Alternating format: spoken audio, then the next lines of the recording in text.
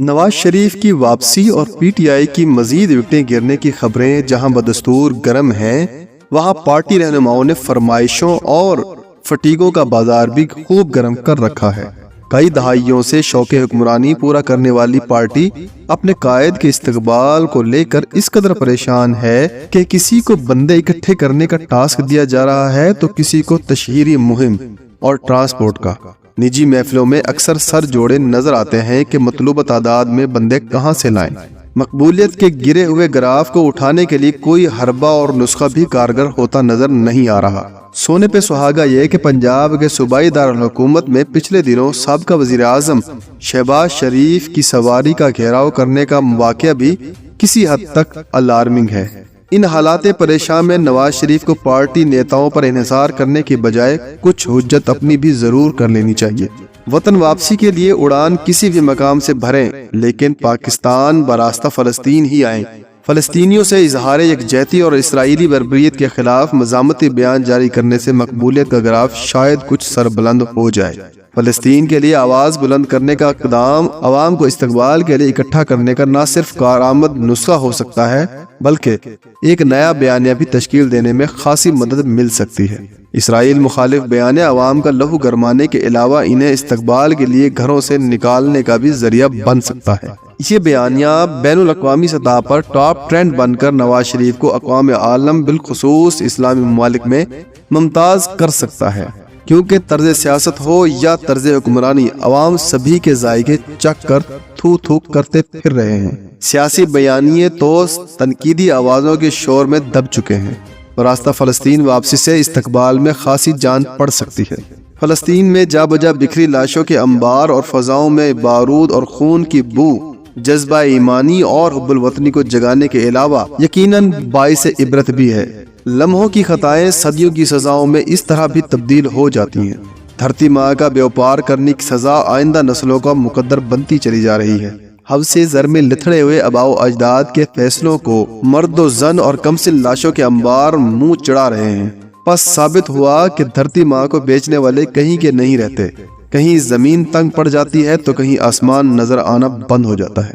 عین ممکن ہے کہ فلسطین یاترا کے بعد نواز شریف کا طرز سیاست ہی بدل جائے اور وہ ایک نئی سوچ و فکر کے ساتھ وطن واپس آئیں اور شوق حکمرانی کے ادھورے شوق پورے کرنے کی بجائے عوام کو اپنی اولین ترجیحات قرار دے ڈالیں۔ فلسطینی تو دھرتی ماں کو بیچنے کی قیمت سالہ سال سے ادا کرتے چلے آ رہے ہیں، لیکن ہمارے ہاں خواب بیچنے والی اشرافیہ الٹی عوام سے قیمت وصول کر رہی ہے۔ حکمرانوں کی دیکھا دیکھی عوام نے بھی نت نئے بیوپار شروع کر دیے ہیں۔ حال ہی میں ایک نیکیاں بیچنے والا پولیس نے دھر لیا۔ وہ چند ہزار کے عوض لاکھوں نیکیاں دے کر اپنی دنیا اور عوام کی عاقبت سنوار رہا تھا۔ ضعیف العقیدہ عوام نے تو پہلے ہی عامل بابوں اور ڈھونگیوں کا کاروبار خوب چمکا رکھا ہے۔ اب نیکیاں بیچنے والے بھی مارکیٹ میں آ گئے ہیں۔ حکمران اور عوام دونوں ہی مستقل مزاجی پر اس طرح قائم ہے کہ روز اول سے مسائل بھی وہی ہیں اور مصائب بھی وہی۔ 50 سال پرانا اخبار بھی اٹھا لیں تو یوں لگتا ہے کہ کوئی ٹس سے مس نہیں ہوا۔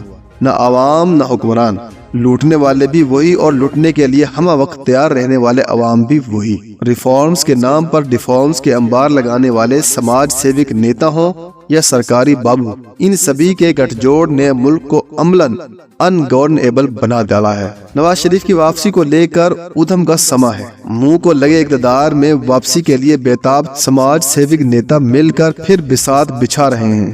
ان کی حکمرانی کا روپ بہروپ اور سبھی چہرے عوام برابر بھگت چکے ہیں، لیکن نہ جانے کون سا آسیب ہے کہ بار بار دھوکہ اور ڈسے جانے کے باوجود ہر بار عوام پھر خود کو ڈسوانے کے لیے پیش کر دیتے ہیں۔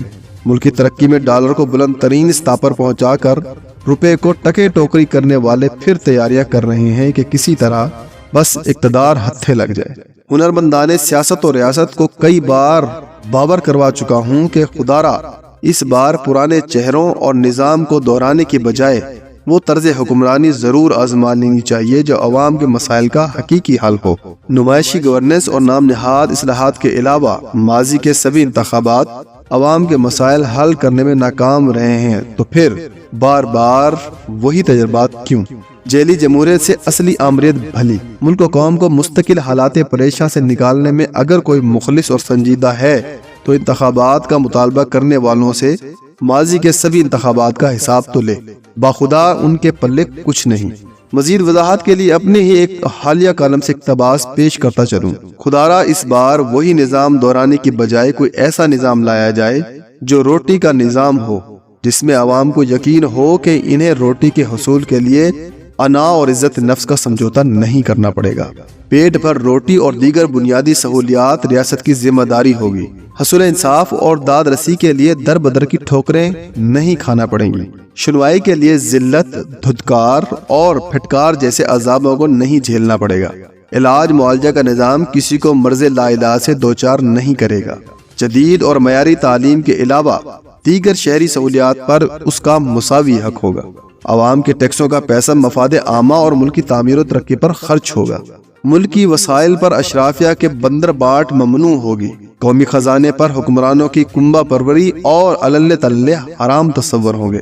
جمہوریت کے نام پر نسل در نسل باپ کے بعد بیٹا اور دادا کے بعد پوتا جیسی بدعتوں پر پابندی ہوگی۔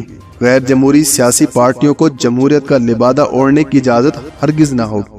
الیکٹیبلز راجنیتی میں شجر ممنوع نہیں ہوں گے۔ پون صدی گنوانے کے بعد اب بھی وہی فرسودہ نظام، وہی چہرے، وہی تجربات، وہی عذر دہرانا عوام کو مرگ نو سے دوچار کرنے کے مترادف ہے۔ جو نظام عام آدمی کی روٹی نہ چلا سکتا ہو وہ امور مملکت کیوں کر چلا سکتا ہے؟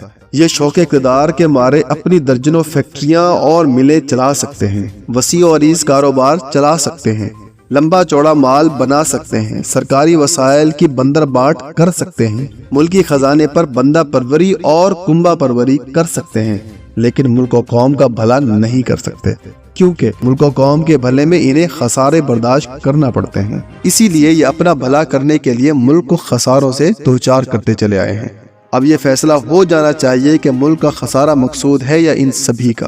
اگر ملک و قوم کو بچانا ہے تو سارے قومی خسارے ان کے کھاتے میں ڈالنا ہوں گے، کیونکہ اصل خسارہ بھی یہی ہے اور خسارے کی وجوہات بھی یہی